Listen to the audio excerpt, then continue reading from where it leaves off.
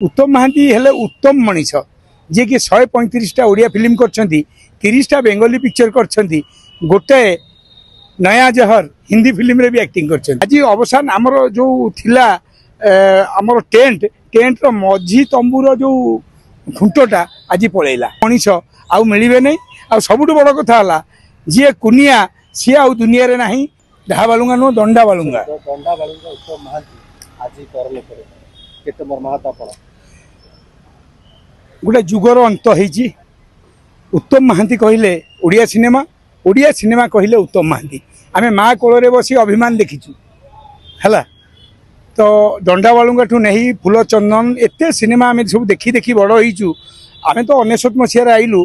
उत्तम महांती हेले उत्तम मनीष जी कि 135टा ओडिया फिल्म करछंती 30टा बेंगली पिक्चर करछंती गोटे नया जहर हिंदी फिल्म रे भी एक्टिंग करछंती। तो उत्तम महांती सेते बेले कोन कि से काम उपर पूरा ध्यान दउथले।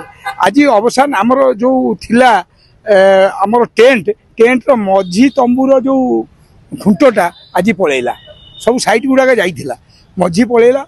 एति कहबु जदि आमे किछि बापा से आम बाबा हेबे बाबा जदि किछि शिखिथबा ताले आमे डंगा को चलै परिया नहले हमकु डंगा चलैबा भारी कष्ट हबो। आज उत्तम महांती को देहांत रे सारा ओडिशा काली राती 12 रु मर्माहत कहीं जे उत्तम महांती भलिया मनीष आउ मिलिबे नै।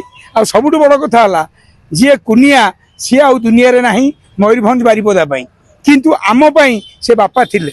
मोर प्रथम चलचित्र गोटे मिनिट सहर जलुची गोटे मिनिट सहर जलुची प्रथम फिल्म थिला।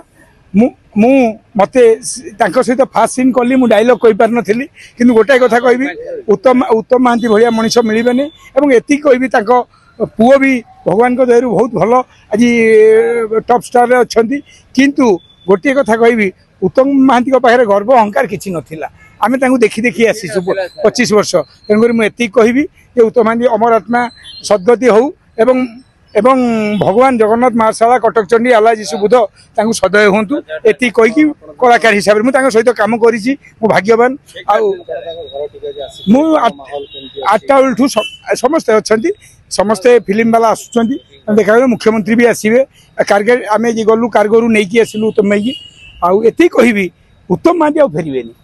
उत्तम उत्तम जो शब्दटा सी आ फेरिबोनी काहे उत्तम नाही तापर भूल भाल हो पारे। तेज एति कहूँ कि आपण जरिया ओडिशावासी समस्ते अमर आत्मा को सद्गति निमंते प्रार्थना करंतु जगन्नाथ को एति कहि रहउची। नमस्कार।